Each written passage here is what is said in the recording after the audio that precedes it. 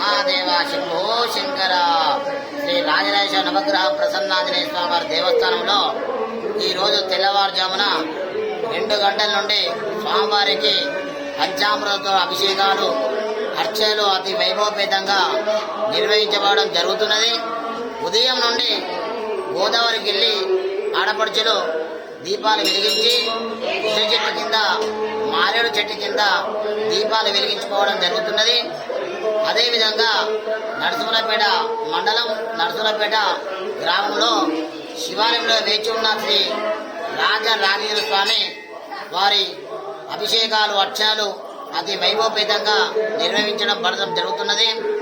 స్వామివారి ప్రత్యేకత ఏమిటంటే కార్తీక పౌర్ణమిలో స్వామివారు అభిషేకాలు ప్రియుడు కాబట్టి ఆ శివుని అనుగ్రహం పొందాలంటే పంచామృతాలు, పాలు, పెరుగు, తేనె, నెయ్యి, చక్కెర పంచామృతోటి అభిషేకాలు చేయాలి. తదుపరి పంచామృతాలతో కాకుండా ఈ శివాలయంలో ప్రత్యేకంగా పండ్లతోటి అభిషేకాలు గావిస్తూ ఉంటారు. పళ్ళు అంటే ఏ పళ్ళైనా ఆ పళ్ళతో యుక్తంగా స్వామివారికి అభిషేకం గావించిన తర్వాత అందరికీ కూడా ఆ పంచామృతాలు తీర్థ ప్రసాదంగా సేవించుకోవడం జరుగుతున్నది. అదేవిధంగా సాయంత్రం 6 గంటలకు స్వామివారికి శాస్త్ర దీపోత్సవ కార్యక్రమం అతి వైభవంగా నిర్వహించబడడం జరుగుతున్నది. స్వామివారికి ప్రత్యేక అలంకరణ కూడా ఉంది.